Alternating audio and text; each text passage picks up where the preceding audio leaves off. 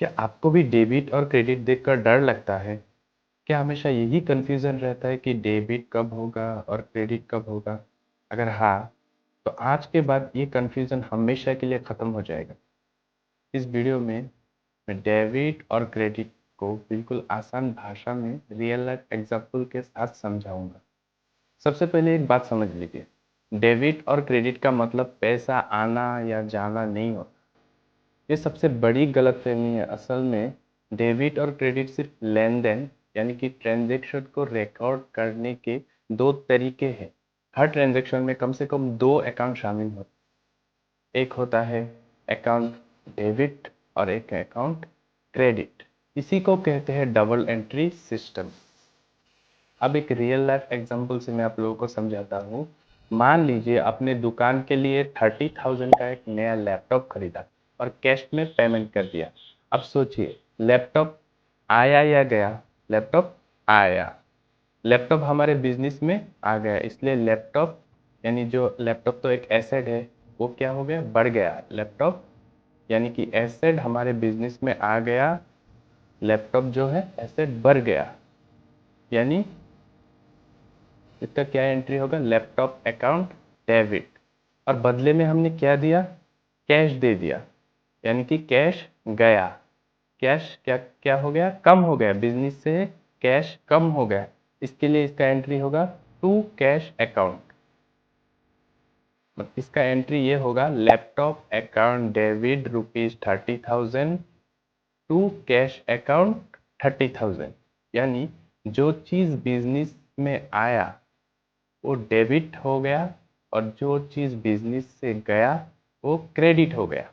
अब एक और एग्जांपल से समझते हैं। आपने ग्राहकों को 5,000 का सामान कैश में बेचा।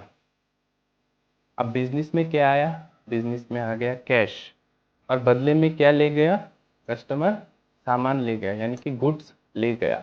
इसका भी तो एक एंट्री बनना चाहिए। इसका एंट्री कैसे होगा? कैश अकाउंट डेबिट ₹5,000, क्योंकि हमको कैश मिला इसलिए ये डेबिट हो गया। और गुड्स यानी कि सामान गया टू सेल्स अकाउंट 5,000। यानी आसान भाषा में समझे तो कैश आया इसलिए डेबिट हुआ और सेल्स हुई इसलिए क्रेडिट हुआ। अब मैं बताऊंगा डेबिट और क्रेडिट को याद रखने के 3 बहुत आसान ट्रिक। सबसे पहले ये जान लीजिए, अकाउंट्स में 3 प्रकार के अकाउंट होते हैं। एक होता है पर्सनल अकाउंट, एक होता है रियल अकाउंट और एक होता है नॉमिनल अकाउंट। सबसे पहले हम देखेंगे कि पर्सनल अकाउंट में डेबिट और क्रेडिट कैसे होते हैं। पर्सनल अकाउंट में जो क्रेडिट और डेबिट का रूल है वो समझ लीजिए। डेबिट द रिसीवर, यानी जिसने रिसीव किया, लिया, वो होता है डेबिट। और क्रेडिट द गिवर, मतलब जिसने दिया उसे हम क्रेडिट करते हैं। नंबर 2 पे आता है रियल अकाउंट का।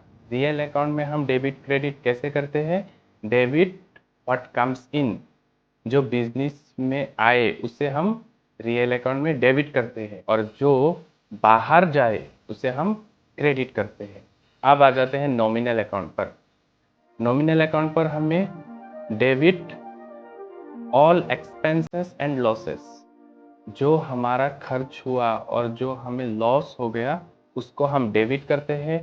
और जो credit means all comes and gains, मतलब जो हमको मिलता है और जो हमें इनकम के रूप में हमें जो जो मिलता है उसको हम क्रेडिट करते हैं।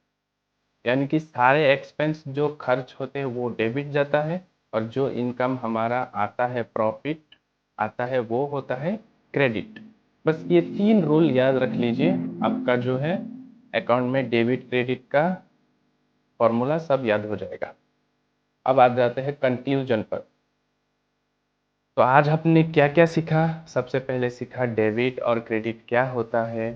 फिर आप लोगों ने सीखा कि डेबिट और क्रेडिट सिर्फ पैसा आना जाना नहीं होता।